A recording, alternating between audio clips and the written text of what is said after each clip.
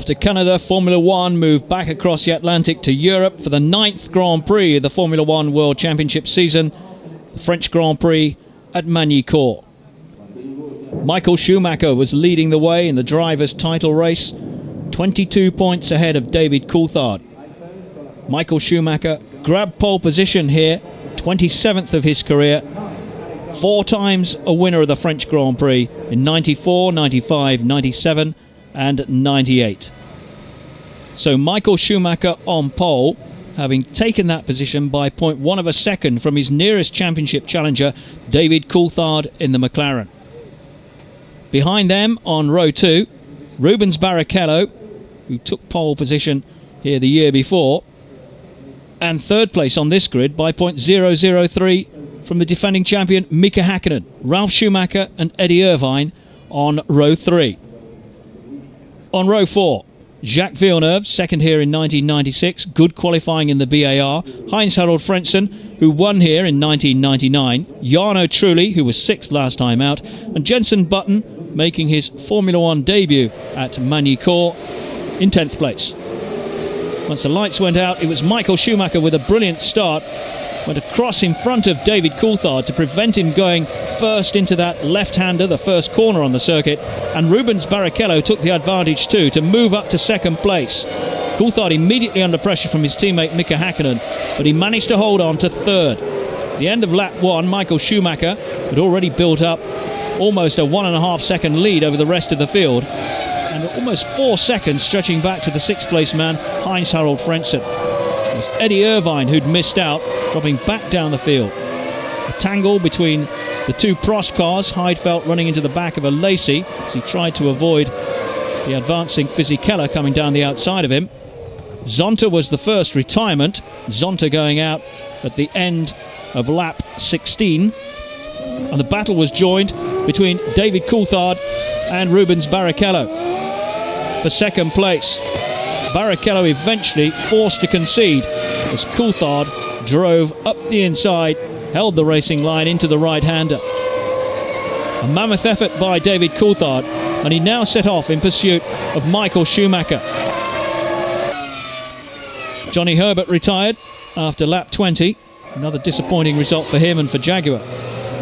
Michael Schumacher in the pits at the end of lap 24. He went from first place to third, falling behind David Coulthard and his teammate Rubens Barrichello.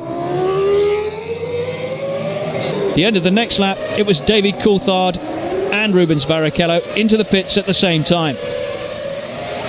Straight battle between the two pit crews here.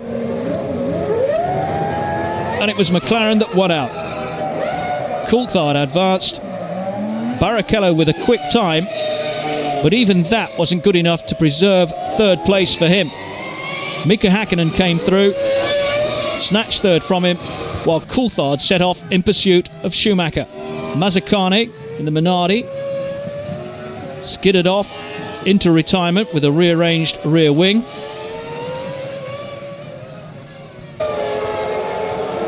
Battle rejoined between Michael Schumacher and David Coulthard. Coulthard harried the former world champion all the way. Coulthard's championship ambitions have been well publicised. Here he was, demonstrating his credentials to Michael Schumacher, and annoyed that he was elbowed out of the way at the hairpin. Michael Schumacher ensuring that Coulthard didn't have enough room to get round the outside, much to the Scotsman's annoyance. Alexander Wurz, the next man to go. No points yet during this season, and he almost took Jean Alesi with him. Lap 40, and Coulthard was on the inside of Schumacher at the hairpin. Slight touch, but this time the manoeuvre worked. Coulthard up into first place, and Schumacher immediately coming under pressure from Häkkinen. They came into the pits at the same time at the end of lap 43. Place in the top 3 at stake here. Schumacher, who was away first, tracked by Häkkinen. Up front, David Coulthard and Rubens Barrichello first and second. Barrichello first into the pits for his second stop, the end of lap 44. But this one dragged on. Problem with the front right. And that relegated Barrichello to 4th place. Coulthard ran for another couple of laps before he came in at the end of lap 46. The question was, had he built up enough of a lead over Michael Schumacher to be able to retain first place? As he headed off down the pit lane, it became apparent that he had. No sign of Michael Schumacher. Coulthard out onto the circuit, and Schumacher stayed in 2nd place, chased by Mika Häkkinen. Another problem for Alesi, this time Marc Genet. Lap 59, Häkkinen and Michael Schumacher at the hairpin. Schumacher suddenly found his car squirming under him, and it was Häkkinen up to 2nd. Ferrari wondering what had happened, but it was an engine failure. A rarity at Ferrari these days. Schumacher trailed the car back as far as he could, then decided against going any further for fear of dumping more oil on the circuit. No points for Michael Schumacher, but he still looked cool about it. Meantime, the battle for 4th place had been well and truly joined between Jacques Villeneuve in the BAR and Ralf Schumacher for Williams. Villeneuve determined to cling on to 4th place, which would equal his best finish yet for BAR. Coulthard headed towards the checkered flag with Eddie Irvine in attendance.